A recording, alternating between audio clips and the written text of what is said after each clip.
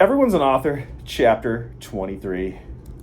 Lecture, conducting research in the field, joining the conversation. When we think of research, we often picture reading books, articles, or exploring databases. However, some of the richest and most insightful information can only be gathered through field research.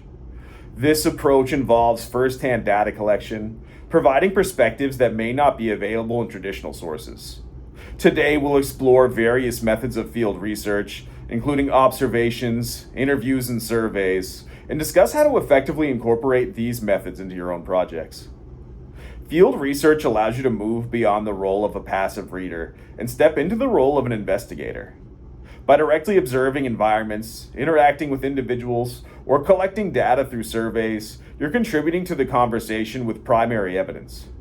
Conducting field research isn't always easy, and it comes with its own set of challenges. But the insights gained through this process can be invaluable and provide depth to your analysis that you just can't get from secondary sources alone.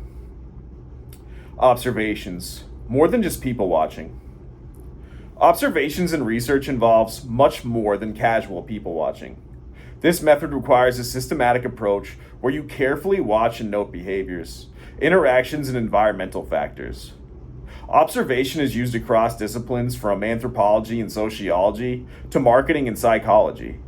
It allows you to gather data about how individuals and communities organize, interact, and relate to the environments. The key tips for effective observations. Define your purpose and method. What do you hope to learn from this observation? Are you participating in the environment you're observing? Participant observation? Or are you only watching from the sidelines? Each approach has different implications. Participant observation can provide you with an insider perspective, but it may also influence the environment you're studying. 2. Plan ahead. Determine the time and place for your observation. Are there specific times when behaviors of interest are likely to occur? Will you need any tools such as notebooks, recording devices, or cameras? Make sure you have any necessary permissions to record data, especially in private settings. Record your observations thoroughly. Take detailed notes. Note who is present, what activities they engage in, where these activities occur, and any other relevant environmental details. If you use a camera or recording device, remember that these are tools to complement your notes, not replace them. Be open to the unexpected. While you have a purpose in mind, it's important to stay receptive to things that you didn't anticipate. Observational research is often about determining what happens organically, so allow room for surprises in your data. Review and reflect. After your observation, expand on your notes. What patterns or trends did you notice? Were there any behaviors or interactions that stood out? Did the people you observed seem aware of your presence, and could that have influenced their behavior? Reflect on how this might impact your data's reliability. Participant observation. Learning by doing. In participant observation, you become part of the environment you're studying. This might mean participating in activities alongside your subjects, or even taking on a role within the community you're studying. This method can provide insight that would be accessible through observation alone. However, it's important to remain aware of how your presence might alter the behaviors you're observing. For example, suppose you're studying community dynamics in a neighborhood garden. By actively working in the garden with the community, you're likely to gain a deeper understanding of their relationship, values, and practices than if you were just observing from a distance. You'd be able to ask questions, build rapport, and experience firsthand from what you're researching. 3. Interviews. Gaining insight through direct interaction. Sometimes the best way to gather information is by talking to people with unique perspectives. Interviews can be incredibly valuable in providing insight that you won't find in books or articles. They offer a way to gain personal accounts, expert opinions, and first-hand experiences that are directly relevant to your research. Steps to conducting effective interviews. Identify who to interview. Determine who can provide the insights you need. Are you seeking experts, community members, or individuals with specific experiences? Make sure the people you select are well-informed on the subject and willing to share their perspectives. Prepare thoughtful questions. Avoid overly broad or closed-ended questions. Instead, ask open-ended questions that encourage detailed responses. For example, rather than asking, "Do you like your job?" ask, "Can you describe a typical day at your job and what aspects you enjoy the most?" Get permissions to record. Before recording, ensure that you have interviewees' permission. Audio and video recordings can be helpful, but always have a backup note-taking system in case any technology fails. And then check for accuracy. After the interview, cross-check important details. Did they provide dates, statistics, or other specific data? Verify these elements if you plan to use them in your research. 4. Surveys and questionnaires, reaching a broader audience. Surveys and questionnaires are effective tools for collecting data from large groups of people. They're typically used to gauge trends, preferences, and opinions. Unlike interviews, which are often in-depth and qualitative, surveys can reach a larger sample size, providing broader quantitative insights. Designing effective surveys. Determine your sample. Who are you trying to reach? Will your survey target a random sample or a specific group? Your choice will affect the representativeness and validity of your results. Craft concise questions. Use clear and concise language. Avoid leading questions that might bias the results. Also mix question types. Include multiple choice, rating scales, and open-ended questions for a balanced survey. Choose your distribution method. Will you distribute the survey online, over the phone, or in person? Each method has its pros and cons. Online surveys are convenient and can reach a large audience quickly, but they might not capture certain demographics who are less active online. Analyze and reflect. After gathering responses, look for patterns in the data. Are there trends that stand out? Are there surprising results that require further investigation? Be sure to acknowledge any limitations such as sample size or representativeness when reporting your findings. 5. Narrow your topic in formulating a research question.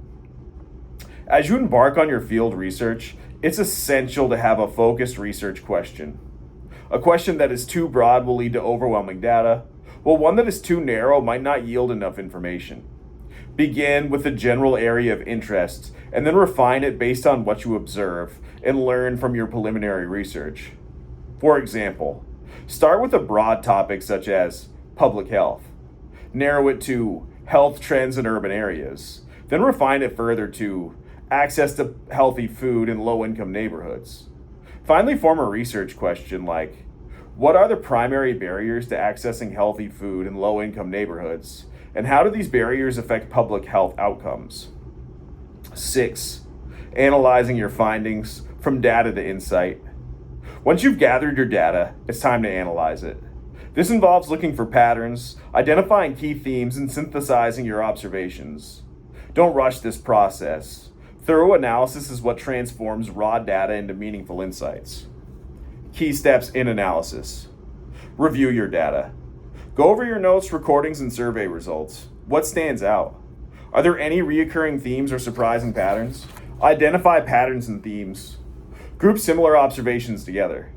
If you're observing a community garden, for example, you might categorize themes like sustainability practices, community engagement, and resource limitations. Acknowledge your biases.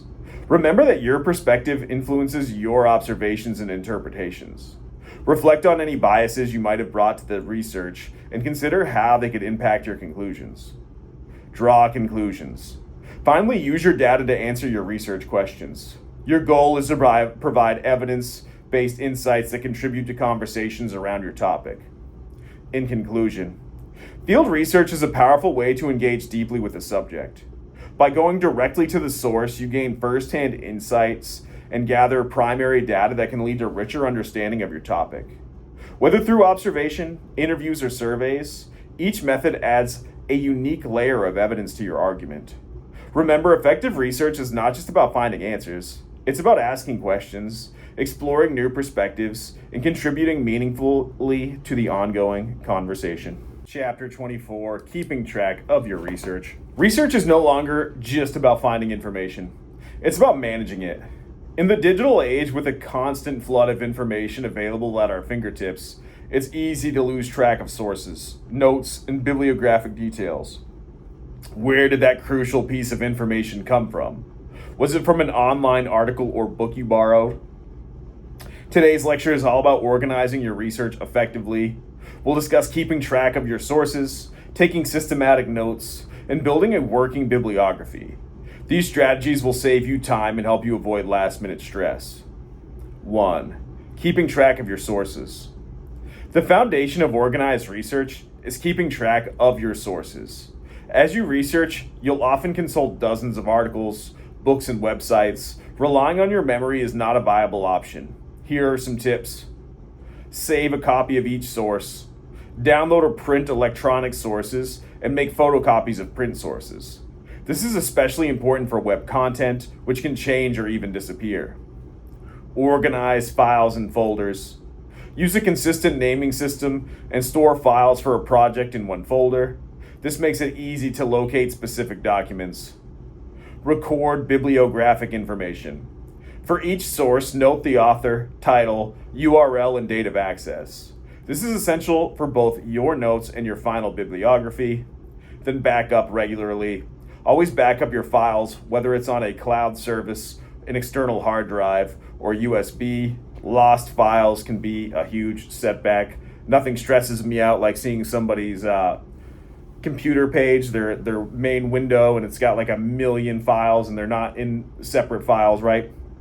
I would argue to, make a lot of files on your desktop. Put your information there wisely. Organizing electronic sources. Download and save files or print them if you prefer a physical copy. Make copies of web pages since they can be edited or removed. And for each source, record details like the author, title, URL, and data accessed. This information is crucial for your working bibliography. Organizing print sources. For books and periodicals, make photocopies or take pictures of useful pages. Save copies of the title page, copyright page, and table of contents if relevant. Label all materials with essential bibliographic information, including author, title, and page numbers. Keep related materials in a clearly marked folder. 2. Taking effective notes. As you conduct your research, take systematic notes. This doesn't mean transcribing everything. Instead, carefully select and summarize your most relevant points. Annotate as you read. Highlight or underline key points and make notes in the margins if you're using a physical copy. This helps you synthesize information and engage with the text. Use your own words. Paraphrasing will help you avoid accidental plagiarism. If you copy any passage directly, put it in quotation marks and note it as a direct quote. Label notes with full citation information. Include the author, title, publication, details, page numbers, and URL or DOI. Properly labeled notes will streamline the process of building your bibliography later on. And then summarize key ideas. Write down the main point in your own words. This is where you record the essence of the source, what it contributes to your research question, and why it's important. Again, I've been telling you students to do this since day one, right? Whenever you're writing a paper, I typically find it really helpful to have 2 documents going at the same time. One is the document where I'm writing what I'm working on. The second document will be what we're talking about here, your working bibliography, where you put all quotes, all websites you've used, all the information you might need when you're making your works cited page later on. Tips for note-taking. Write down only pertinent details that relate directly to your topic. Label each note with its citation details to ensure you can trace it back to the source. Include your thoughts or questions as you read. This will help you reflect on the material and see connections between different sources. Building a working bibliography. A working bibliography is an evolving list of all the sources you consult. Unlike a final bibliography, which only includes sources cited in your work, a working bibliography lists everything you explored during your research. Track all sources. Keep track of all sources, even those you might not use immediately. If your project takes a new direction, you'll have the information ready. Organize for easy updating. Use a digital document or note cards to list each source and indicate whether you've used it, discarded it, or are still considering it. Add annotations. Briefly summarize each source or make a note of how you might use it in your research. This will help you quickly identify relevant materials during the writing process. What to include in your working bibliography. The books, authors, editors, or translators, the title of the book, the edition or volume number if applicable, publisher and year of publication, periodicals, for example, journals, magazines, newspapers, the authors, title of the article and subtitle if any, name of the periodical, volume and issue numbers and date of publication, page numbers, URL and access date for online sources, a database name and a DOI or URL for online journals. For web sources, the author or editors if available, the title and subtitle of the web page and article, the name of the website, the date published, posted, or last updated, the publisher or sponsor of the site, and the URL and access date, page or paragraph numbers if any. Reflecting on your system. It's important to periodically review your organizational system. Ask yourself, are your sources organized in a way that allows you to quickly locate information? Do you have complete bibliographic information for each source? If you answer no to either question, take some time to set up a system that makes tracking your sources easy and efficient. An organized system will save you time, reduce stress, and help you avoid last-minute scrambles to locate a missing citation. In conclusion, keeping track of your research is an essential skill that will improve the quality of your work and make the writing process smoother. By systematically saving sources, taking clear and accurate notes, and maintaining a working bibliography, you'll be able to focus on what really matters, crafting a compelling and well-supported argument. Start organizing your research from the beginning, and you'll find you're more confident, prepared, and less stressed as you write. Chapter 25, Evaluating Sources. As researchers and writers, the quality of our work depends heavily on the quality of our sources. Imagine you're constructing an argument. Each source is a building block, and weak or unreliable sources can weaken the entire structure. With an overwhelming amount of information available online, it's more important than ever to know how to evaluate sources critically. This lecture will guide you through strategies for assessing credibility, identifying biases, both your own and those of the sources, and ensuring that your sources are reliable and relevant to your research. This skill will empower you to sort through information with what media expert Howard Rheingold calls crap detection. Let's dive in and explore how to evaluate sources effectively. 1. Is the source credible and useful?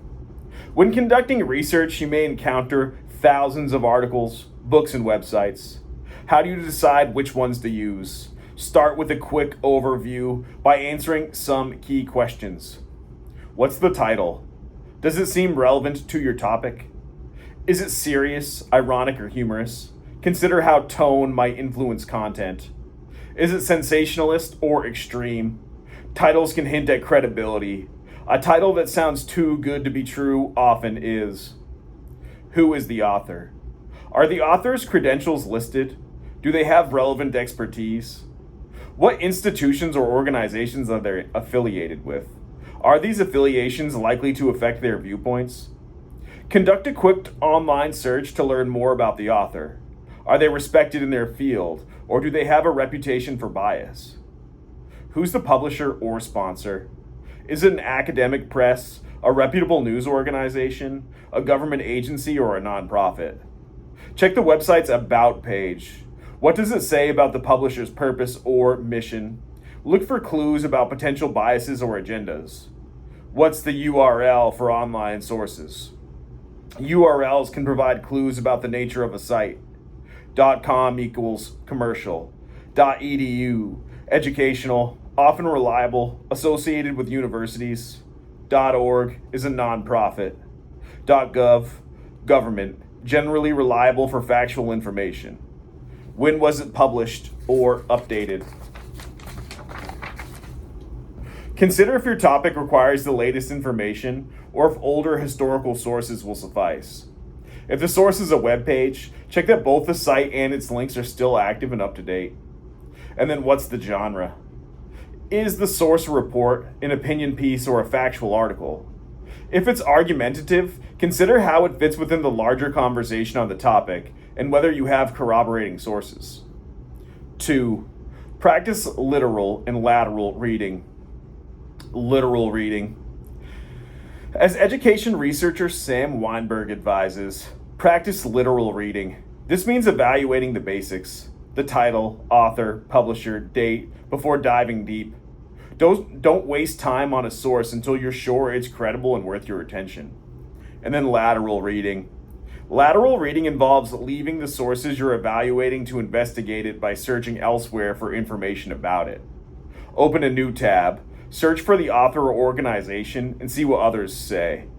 Lateral reading helps you verify the credibility of a source, as you'll get a broader context. Fact checkers use this technique to quickly distinguish reputable sources from questionable ones. For example, Weinberg's studies found that students often trusted a source based solely on its appearance. In contrast, professional fact checkers immediately checked other sites to confirm challenge the information, quickly discovering which source was more credible. By practicing lateral reading, you can avoid the trap of believing unreliable sources based solely on appearance. 3. Fact-checking and triangulation.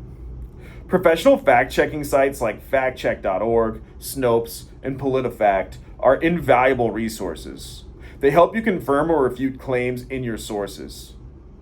Triangulation. Triangulation is a method of verifying a source's credibility by finding at least 2 or 3 other reputable sources that corroborate the claims. If a source makes a claim that no other reputable sources support, it may not be reliable. Using these techniques helps ensure that your research is supported by facts, not just opinions or unfounded claims. 4. Check for your own biases. As researchers, we all bring our own perspectives and biases to the table. To evaluate sources fairly, we need to be aware of these biases and consider how they might influence our choices. Confirmation bias. This is the tendency to seek information that confirms what we already believe. Be aware of this bias when selecting sources, as it can lead you to ignore contradictory evidence. Attribution bias. This is the tendency to believe our own motivations are objective, while viewing others' motivations as subjective or flawed. Recognize that other perspectives might be valid, even if they challenge your own. Considering alternative perspectives. Seek out sources that provide diverse viewpoints. Reading different perspectives helps you develop a well-rounded understanding of the topic and allows you to address counter-arguments effectively in your own writing. 5. Reading sources with a critical eye. Consider your rhetorical situation. Will this source help you achieve your purpose? Does it address your topic thoroughly? Will your audience find it credible? Evaluate the author's stance. What tone does the author use? Is it objective, sarcastic, or argumentative? How does the author's stance influence the source's usefulness for your project? Analyze the author's language. Is the language formal or informal? Does the author use specialized vocabulary? How does the language affect the credibility and accessibility of the source? And identify the audience. Who is the intended audience? Is it for the general public, experts, or policymakers? Sources for a general audience may provide helpful overviews, while those for experts may be more in-depth but harder to understand. Examine the main point and evidence. What's motivating the author? Are they responding to an argument or entering a larger conversation? Assess the evidence. Is it fair, relevant, and supported by credible sources? Verify questionable claims using fact sites like Snopes or factcheck.org. Consider other viewpoints. Does the author acknowledge counter-arguments? Reliable sources will represent multiple perspectives fairly. Assess the credibility of the people and ideas the author references to gauge the source's trustworthiness. Cross-reference with other sources. Has this information appeared in multiple sources? If so, it's more likely to be reliable. Use a search engine to see how other credible sources weigh in on the claims. And then use your source effectively. Finally, think about how you'll use the source in your work. Background information. Some sources provide context or background that helps you understand the larger conversations on a topic. Support your claims. Reliable sources can add credibility to your argument. And then challenge your perspective. Other sources may offer viewpoints that challenge your own, helping you build a more nuanced argument. In conclusion, evaluating sources isn't just about finding information, it's about finding the right information. By assessing credibility, recognizing bias, and practice lateral reading, you can build a foundation of reliable sources that will enhance your research and strengthen your arguments. Remember, the integrity of your work rests on the quality of your sources. Use these strategies to make sure you're building on a solid foundation.